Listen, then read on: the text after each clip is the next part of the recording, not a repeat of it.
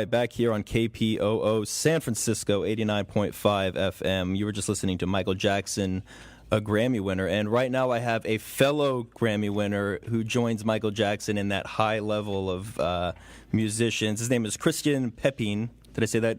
Christian. But I'm overdoing it. Pepin. I'm overdoing your first name. No, that's totally fine. Okay.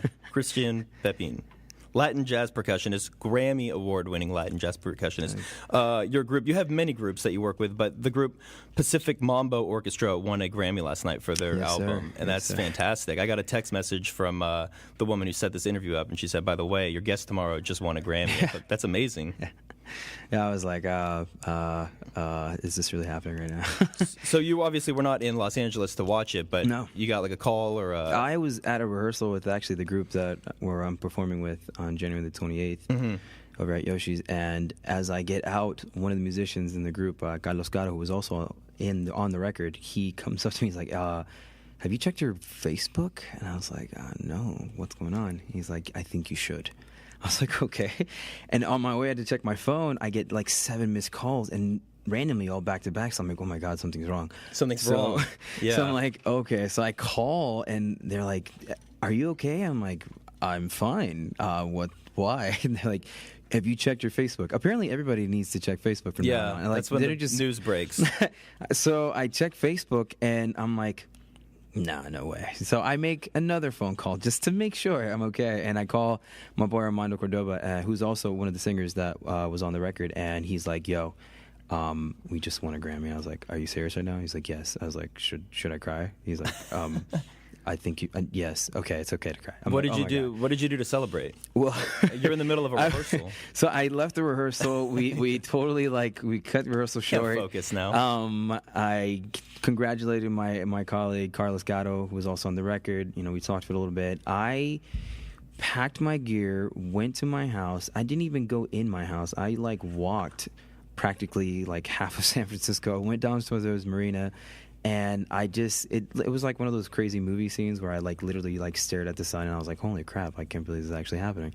And I just had a moment of wow, all the hard work, all the hours that we put into this record, all the musicians, the contacts, the relationships, a lot of hours being away from our families and just constant hard work really just paid off. And it's awesome, man. It was a huge blessing. Congratulations again. It's amazing. I was watching last night. I watched kind of the last hour and a half, and I usually don't watch the Grammys just because it's like a time thing. Don't worry. Asleep. Sometimes I'm I only watch maybe half, maybe a quarter, or I'm horrible with that. I'm I'll look at it and I'm like, oh, this, okay. Well, you see, I've always thought it depends on the artist. You know, when Mariah Carey wins a Grammy at this point, she doesn't really, it's not a big deal to her. She might pretend it's a big deal.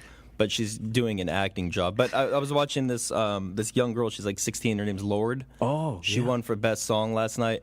And she gets up there, and she didn't even cry, but you could just tell she was really affected. And it's what you were talking about.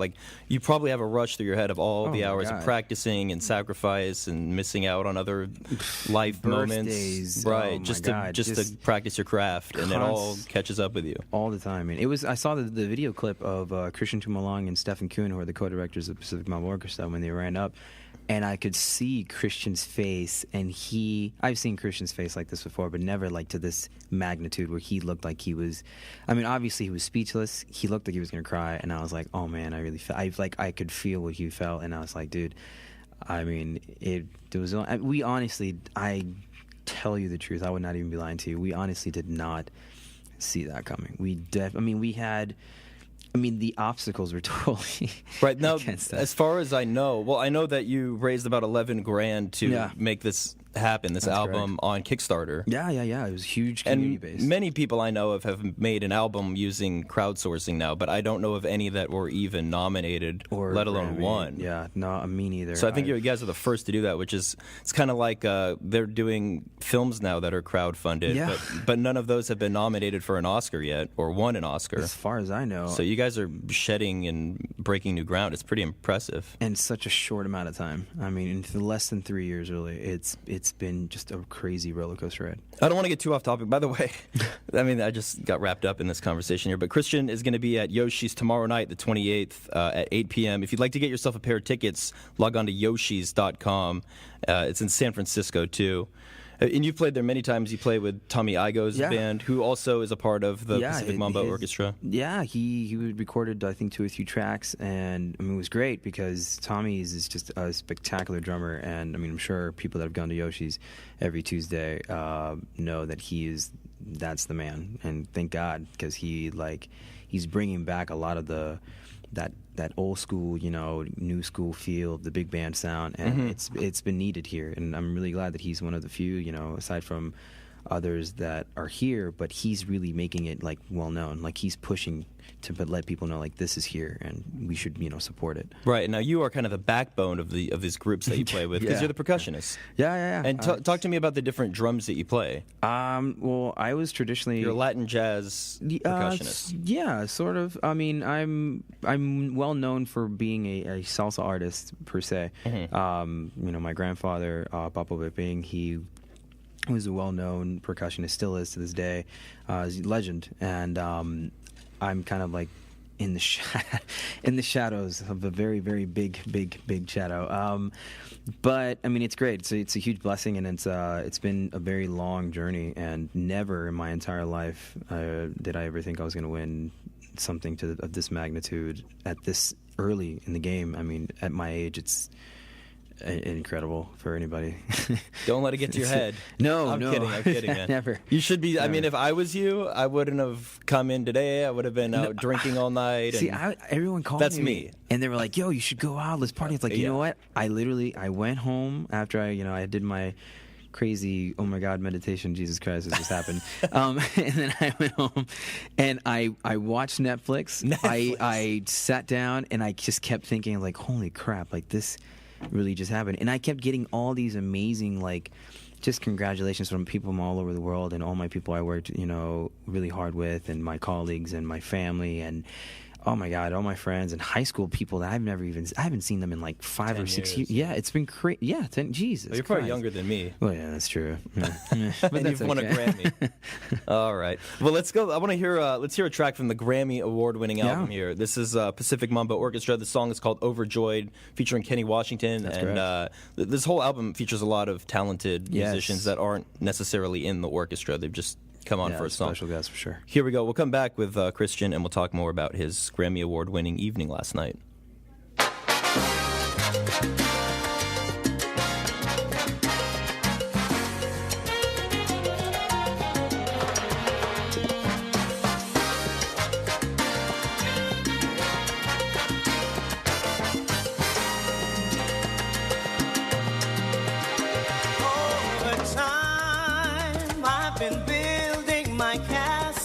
Love, yeah, just for two. Though you never knew you were my reason, I've gone much too far for you now to say that I've got to throw my castle away over dreams I have picked out a perfect come true. Yeah, though you never knew it was of you I've been dreaming.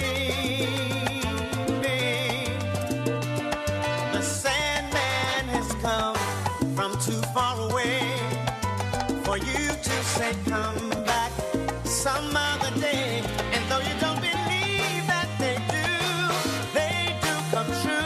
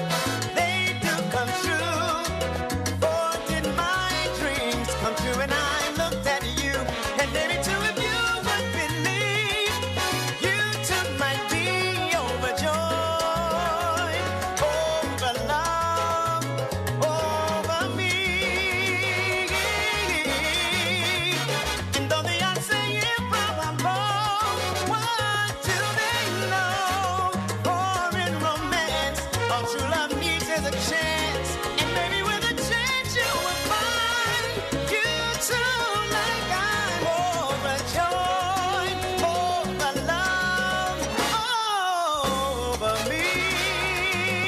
Yeah, yeah.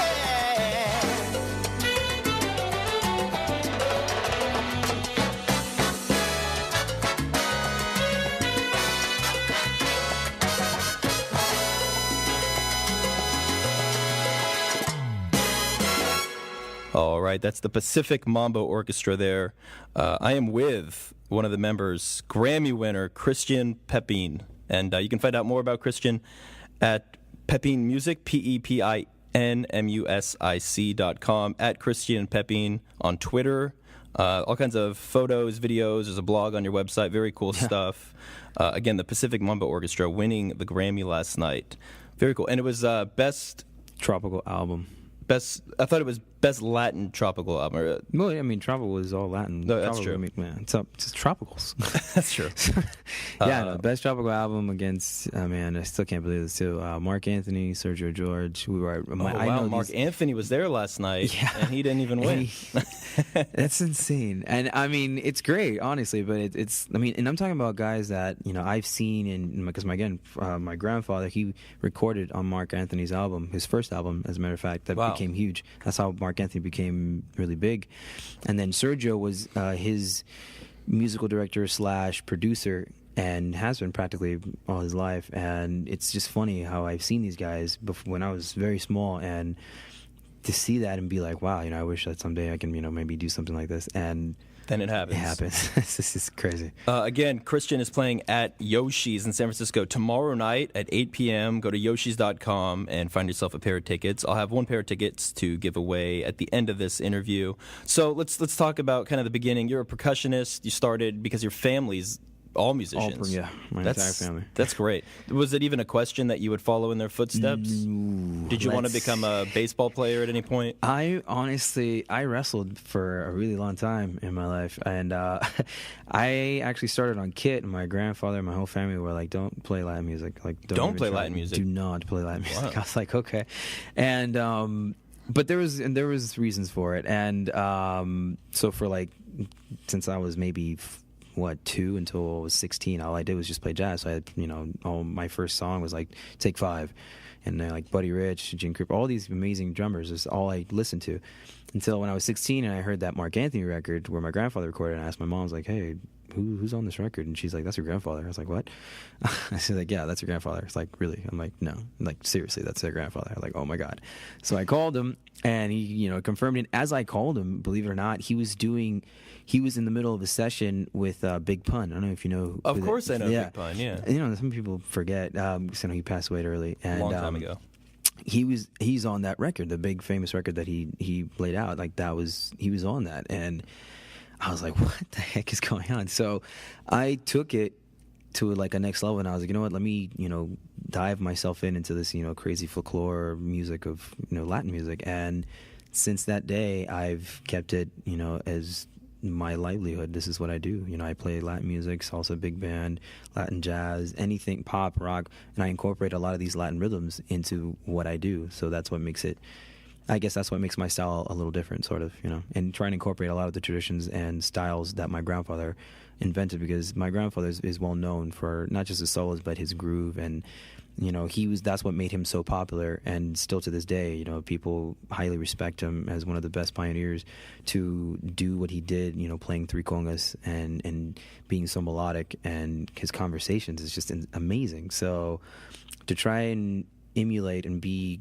a little bit like him, but still have my own style, my own flair, my own modern swing to it, it's been, a crazy journey. And I'm thankful. I'm very thankful for my entire family that's been, very supportive. Usually I ask most artists that come in here who are your biggest influences, but clearly for you it's your family. Yeah, no, my whole family has been, my mom's side are all singers, my dad's side are all musicians, percussionists, and it's crazy. It's crazy. What about outside of the family? Who did you look up to? Oh my God, outside of the family, woof, modern day Latin stars. Oh, Latin stars, or doesn't matter. Both. I mean, well, you had Buddy Rich, Jack DeJohnette, As far as in the jazz world, in the Latin world, I mean, you had Mark Anthony, you had Gilberto Santa Rosa. You beat your one of your idols last night. Mark Anthony.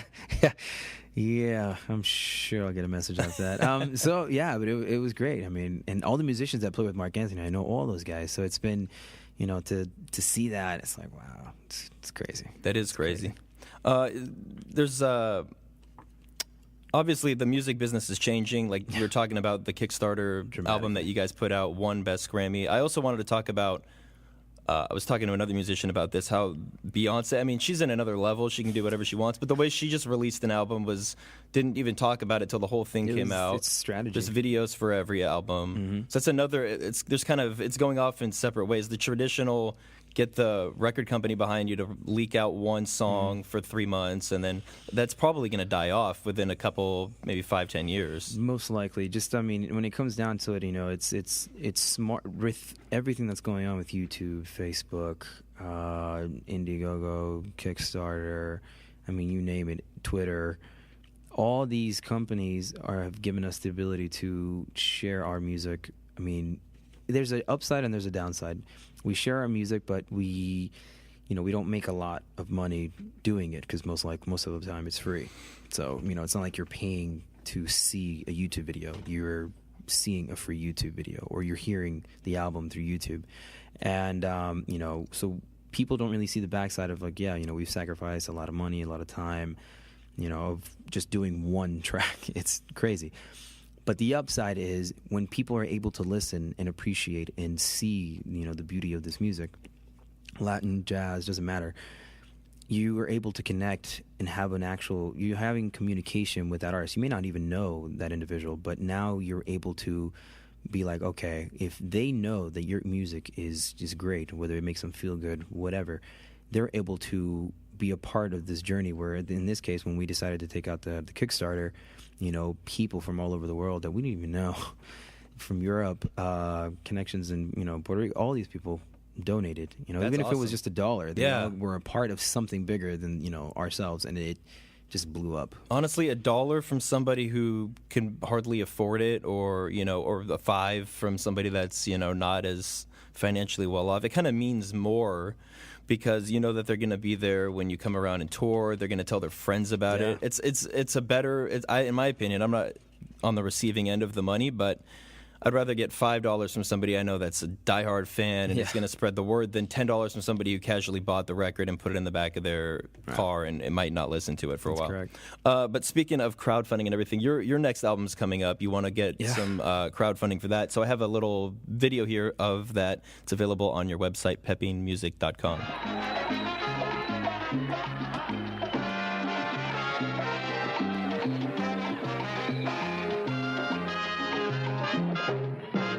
My name is Christian Pepin. I am the salsa musical director for my band called Gran Unión.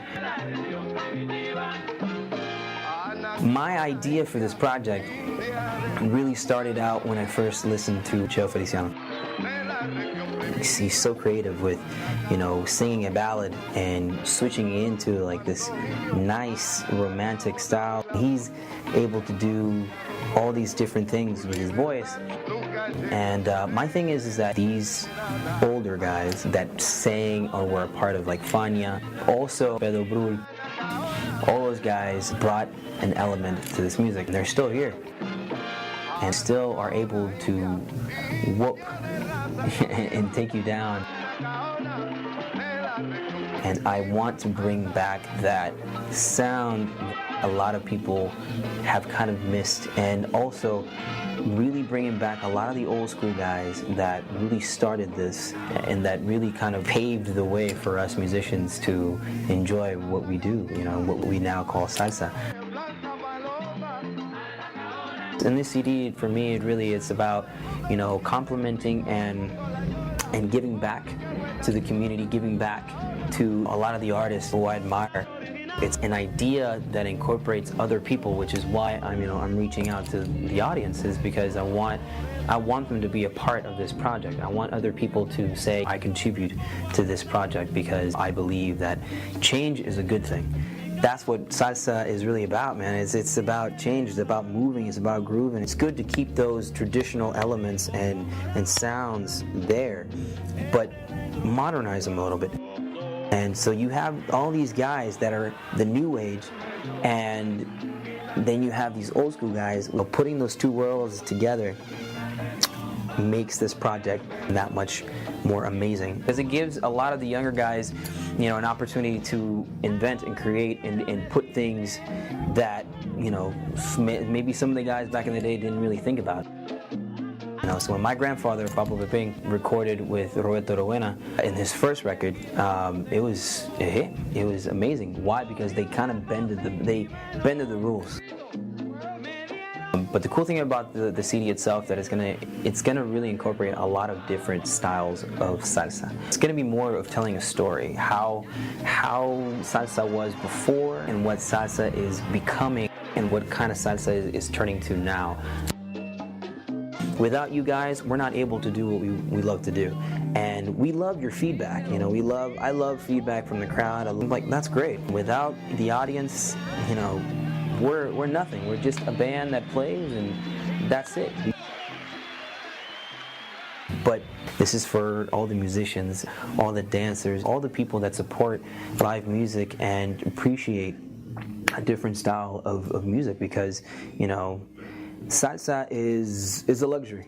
You know, I'd rather play salsa in a band where people are sitting down and admiring and seeing the beauty of this music than to have, you know, the dancers dance and not really listen and appreciate what's going on in the background. If you can just sit down and see each and every one of those individuals, the singers, the backup vocalist, the bass player, the piano player, the horns, the entire instrumentation as a whole, and just stop and listen, you're going to listen to, you know, one of the most amazing styles of music around. To me, it's beautiful, and it's changed my life for the better, and hopefully you guys can be a part of this journey, and that's it.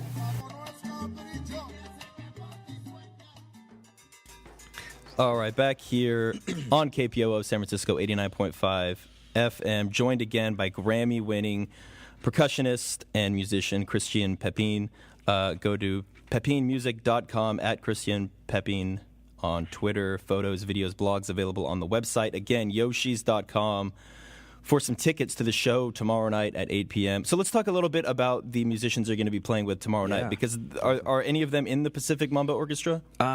No, but I mean, some of them do come in. You got some different pots spinning, I guess. Yeah, I mean, it's you know, these guys that are on the show, that are a part of the band, they've played with the band, definitely, but no, they're not a part of, like, they're not members of the band, but they've definitely contributed. Like, for example, like I said, Carlos Gatto, who is a huge, amazing, probably one of the best percussionists in the world. I mean, I'm nothing compared to that man. And I've learned so much from that man in the past 3 years that I've lived here, and that I probably would have learned in a lifetime. He was on the record, and he did all the minor percussion stuff, and he's just awesome. I mean, not only he's just a great musician, but he's a vocalist. He has his own records. He's a musical director. He knows how to put everything. I mean, he's amazing, and it's great to have him. You know, he's like my backbone, literally, in this group, because he helps me so much. Well, I was thinking of you as the backbone in these groups because you're the percussionist. Oh yeah, but I mean musically, it's good to. But he's my other percussionist, so it's like, you know, when I'm leading a band, you know, it's always good to have a backup that knows and has a really good communication, knowing where I'm going. So if I know, he'll know where I'm going 2 bars before I even, you know, go to whatever it is, whether it's, you know, there's a cue coming in on this bar. He knows already, like, because we have that. It's rare to find musicians when you have such a solid communication with each other that you know each other. You don't even really have to use words. I don't even have to look at him. He just knows, and he's like, okay, we're going, and we swing, and that's why, man. That's awesome. Simple. It's going to be a great show tomorrow night at Yoshi's. A tour of Latin America with Christian Pepin. Let's play another. Well, actually, first, real quick, I want to just go over. Let me see if I can find some interesting. As I was saying, you didn't watch the Grammys last night, but But I thought it was a pretty good show. There were some really good performances. I don't usually watch, so this year I was kind of shocked at how cool it was, and obviously very great because you won a Grammy too. Just a couple of the winners. I've been playing some of this electronic band Daft Punk on the air. I love that band. They won Best Album of the Year and Best Record of the Year. Oh, they won 2. Yeah. Oh, I thought they only won 1. They're the coolest musicians ever in the world because they always wear masks, or in this case, robot suits. Nobody knows what they look like. So they could be in their 80s. They could do this for the next 50 years, or their kids could take over, and you would never know. That's true. I think that's a great way to do it. Awesome. Honestly, I think that's probably the best. I don't know. That's great. It is. That is They played with Stevie Wonder last night, which was really cool. I heard. One of my buddies who's a Pearl artist and the drummer, I can't even remember who exactly it was, but I got wind off of it because one of the guys in the company called me. He's like, yo, one of the artists at Pearl is playing with Daft Punk and like 4 other artists. I was like, what? Yeah, it was huge. He's like, dude, that's insane. He's like, yeah, you should definitely go check it out. I was like, I will. I'm sure it'll all be on YouTube, too. Yeah, that's true.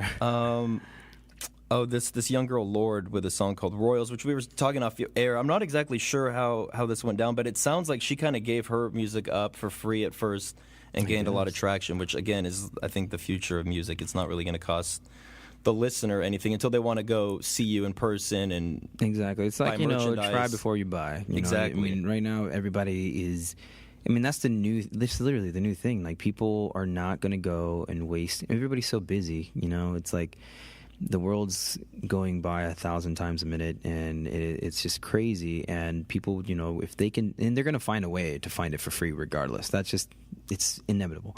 So if we can give it to them and see, hey, look, this is what we have, and people appreciate it, it's a 50-50 chance. If some people might like it, some people might not, but we have to try anyways. You just have to do it and put yourself out there. By the way, on iTunes, your album with Pacific Mambo Orchestra... yeah, it's been crazy. Great comments. That's all I'll say. Yeah. Check it out. Buy some tunes there on iTunes if you can.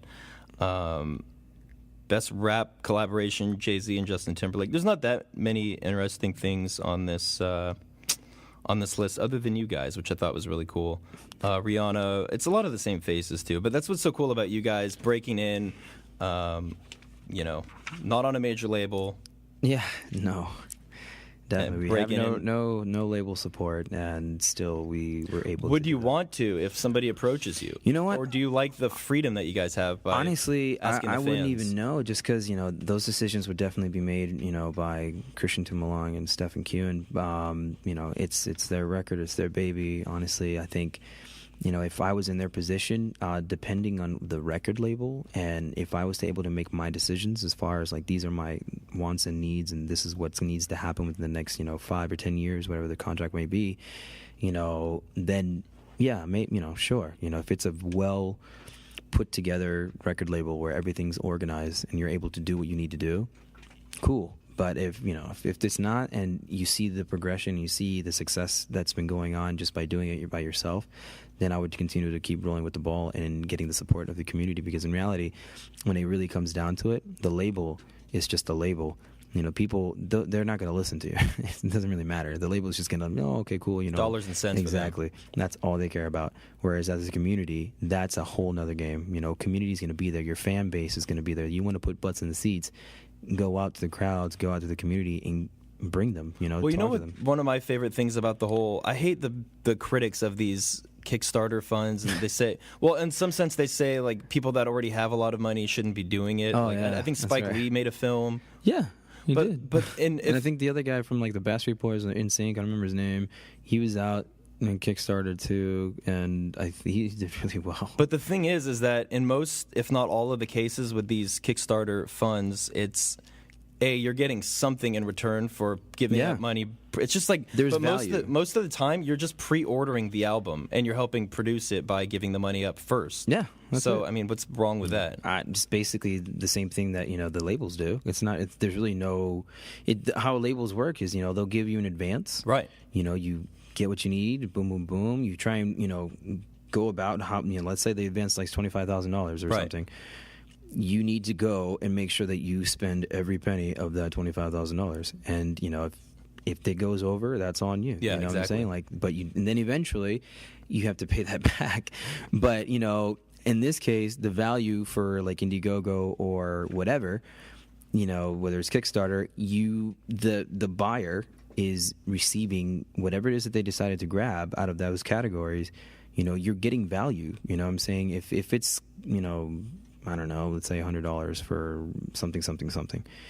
Well, believe me, whatever it is that category said, it values up to probably more than $100. So you're actually getting above the value. Absolutely, yeah. And that's the same thing I always try to do, particularly like with my Indiegogo campaign. Like I was very meticulous about certain things and how it's going to be worked out, who's going to realistic. Like, are people going to actually go and do this, or would they buy this? Would I buy this for myself? And that's kind of where it's at. 10 minutes away here from the top of the hour. I am with Christian Pepin. Christian, thanks so much for coming in. I'm going to play one more song from the Pacific Mambo Orchestra, the Grammy Award-winning Pacific Mambo Orchestra. This is Mr. 5.0, which also features Tommy Igoe, who plays at Yoshi's every Tuesday night. You got it. Yeah, I've had him on the show. He's great guy. Thanks so much again, everybody. PepinMusic.com, Yoshis.com. Go get yourself some tickets for the show tomorrow. I've got one pair of tickets to give away to the show tomorrow night. If you want to give us a call here at 415-346-5376. 415-346-5376. We'll be back in a couple of minutes here. I got some more music. I got some interviews with filmmakers coming up at about 3 o'clock. So stay tuned. You're listening to KPOO San Francisco 89.5 FM.